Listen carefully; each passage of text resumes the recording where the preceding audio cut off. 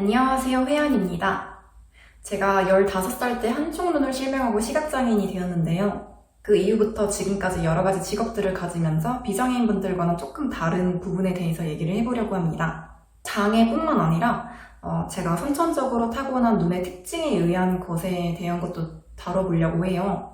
제 눈의 사연은 오른쪽 위를 클릭하셔서 영상을 먼저 보고 이 영상을 시청하시면 이해하기가 쉬우실 겁니다. 제가 연극하던 시절의 이야기인데요. 이거는 비장애인 분들과 다른 건 아닌데 그냥 제가 조금 더 많이 노력을 했던 부분이에요. 먼저 조명인데요. 무대에 쓰면은 조명이 생각보다 굉장히 강하거든요. 엄청 눈이 부셔요. 이거는 비장애인 분들도 눈이 많이 부셔하시는 분들이 계세요. 저는 영상에서 계속 말했다시피 비장애인 분들보다 눈부심이 훨씬 심한 눈이거든요. 그래서 처음에 조명 앞에 서서 눈을 뜨는 게 너무너무 힘이 들었어요.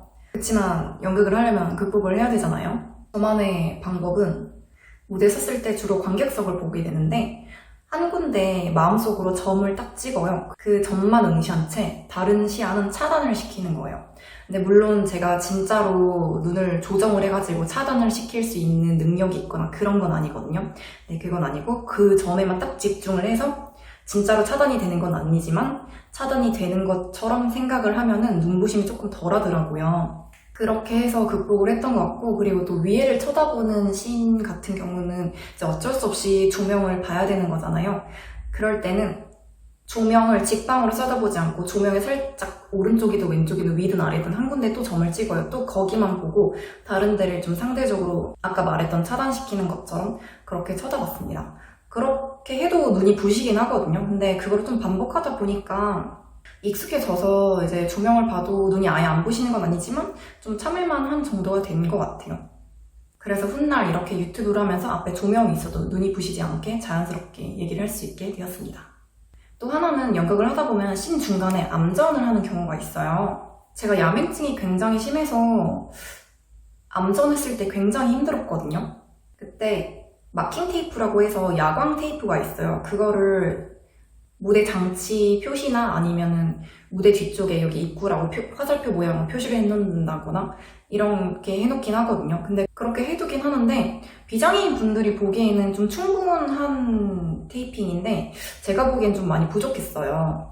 이것도 제가 나름대로 연습을 굉장히 많이 해서 극복을 한 부분인데 동선이나 이런 거를 외울 때 그냥 이렇게 움직이고 여기서 등장해서 여기서 나가고 이렇게만 딱 외우지 않았고요. 여기서 특정 각도로 몇 발자국을 가면은 이게 있다, 저게 있다.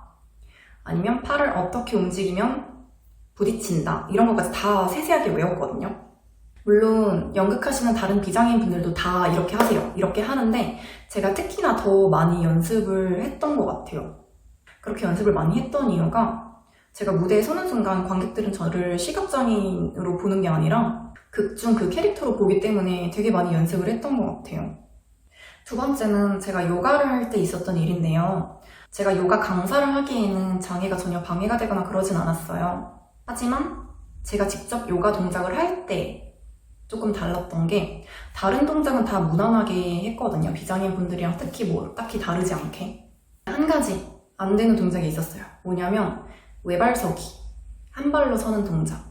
그 이유는 외발서기는 균형을 잡아야 되는 동작인데 제가 오른쪽 눈만 보이다 보니까 무게중심이 다른 사람들에 비해 상대적으로 오른쪽으로 많이 치우쳐져 있더라고요, 외발로 쓸 때. 그래서 중심 잡을 때 남들처럼 가운데를 잡으면 중심이 흔들려요. 그래서 약간 왼쪽으로 잡아야지만 저는 중심이 잡혀요. 그게 처음에 굉장히 힘들었어요. 왜냐면 비장애인 선생님들이 가르치는 방식대로는 제가 잘 쓰기가 힘들더라고요. 그래서 했던 제 노력은 내가 생각하는 것보다 약간 왼쪽에 무게중심을 두는 연습을 많이 했어요. 그러니까 좀 괜찮아지더라고요. 물론 지금도 다른 동작들에 비해 잘하는 편은 아니에요. 근데 노력을 많이 해서 이제 한 발로 서서 사진을 찍을 수 있을 정도로 성장을 했습니다. 세 번째는 제가 치어리딩을 할 때 있었던 일인데요. 이것도 제가 치어리딩 강사를 할 때는 전혀 문제가 없었고 제가 치어리딩을 직접 할 때 조금 달랐던 부분이 있었어요. 뭐냐면 다른 동작은 그냥 연습으로 좀 충분히 할 수 있는 정도였는데 물론 잘하진 않았어요.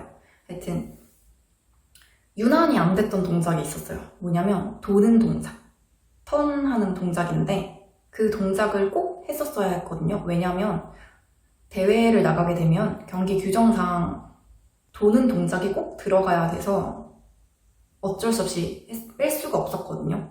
저만의 방법이라고 하긴 조금 그렇고 그냥 다 똑같이 하는 거를 제가 좀 더 먼저 연습을 많이 했던 것 같은데, 이 동작은 돌 때 그냥 몸통 전체가 이렇게 돌아가는 게 아니라 시선을 한 곳에다가 정면에다가 정지를 시켜놓고 몸이 먼저 돌아요. 몸이 먼저 돌고 더 이상 정면을 쳐다볼 수 없을 때 고개를 휙 돌려서 시선이 먼저 오고 그 다음에 몸이 따라와야 되거든요. 이걸 스팟이라고 해요. 이제 무용하시는 분들은 아실 거예요. 그렇게 해야 되는데 제가 시선 고정하는 게 너무너무 어려웠어요. 이 오른쪽 방향으로 돈다고 쳤을 때 다른 사람들은 왼쪽 눈이 보이니까 몸이 왜 오른쪽으로 돌아가더라도 조금 더 오래 정면을 볼 수 있는데 저는 이미 더 이상 볼 수 없는 지경까지 온 거야. 난 오른쪽밖에 안 보이니까. 왼쪽으로 돈다고 생각했을 때는 시선 고정은 되거든요. 근데 이제 돌아가지고 정면을 다시 얼굴이 먼저 와서 봐야 되는데 왼쪽이 안 보이니까 남들보다 초점 잡기가 힘들더라고요. 그래서 왼쪽으로 도는 건 아직도 못해요. 못하고 오른쪽으로 도는 거는 잘 못하긴 한데 한 바퀴는 딱 돌 수 있어요. 딱 한 바퀴. 그게 최선이에요. 2바퀴 이상은 불가능합니다. 이 턴을 위해서 제가 했던 노력은 이거는 비장애인들과 다른 건 아닌데 그냥 조금 더 오래 서 있고 내가 시선을 잡을 수 있을 때까지.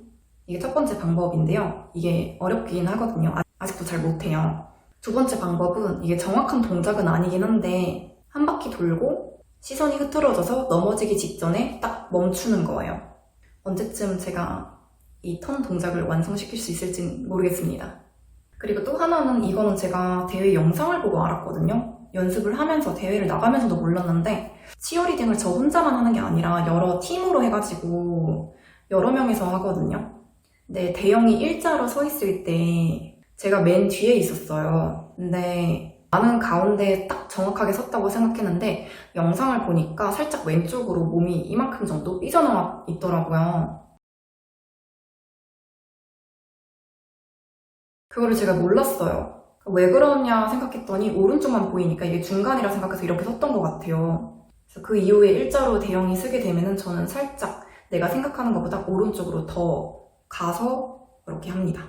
그리고 이거는 좀 신기했던 건데 제가 아까 요가 할 때 한 발로 서 있는 게 어려웠다고 했잖아요. 치어리딩 할 때는 순간적으로 서서 그런지 모르겠는데 한 발로 서는 게 생각보다 그렇게 어렵지 않았고요. 저만 그런지는 모르겠는데 저는 맨바닥에 서 있는 것보다 사람 위에 서 있는 게 더 편한 것 같아요. 의외로 사람 위에 서 있는 게 어렵지 않았어요. 마지막으로 필라테스 할 때인데요. 이거는 제가 직접 필라테스를 할 때는 별 문제가 없었거든요. 근데 이거는 강사할 때 조금 달랐던 부분이 있었습니다. 지금은 익숙해져서 괜찮은데 강사를 처음 할 때 힘들었던 부분이 다른 영상에서도 설명을 했듯이 제가 원근감이 조금 부족하거든요.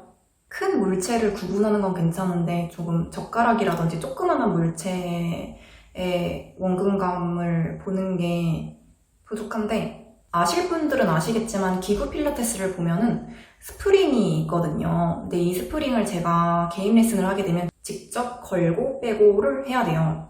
근데 원근감이 부족하다 보니까 처음에는 막 허공에다가 스프링을 이렇게 막 걸라고 했었어요. 그래서 스프링 거는 게 좀 많이 어렵긴 했었거든요. 저만의 방법을 찾았습니다. 뭐냐면 한 손으로는 스프링을 잡고요. 한 손으로는 스프링을 걸어야 할 곳을 잡아요. 걸려고 가는데 이 스프링 구멍을 향해서 가는 게 아니라 잡고 있는 제 손을 향해서 가는 거예요. 이거는 원근감이 부족하더라도 제 손의 위치는 알고 있기 때문에 쉽게 올 수 있거든요. 그래서 제 손에 있는 위치로 와서 그걸 잡고 있기 때문에 그냥 거기다가 걸면 돼요. 이런 식으로 제 방법을 찾았고요. 네, 지금은 많이 익숙해져가지고 굳이 그렇게 하지 않아도 잘 걸고 빼고 합니다. 네, 제가 비장애인 분들이랑 뭐 크게 엄청 다른 건 없긴 한데 그래도 조금 사소하게 달랐던 부분들에 대해서 얘기를 해봤습니다. 새롭게 알게 되셨던 사실이 있었다면 구독과 좋아요 부탁드립니다.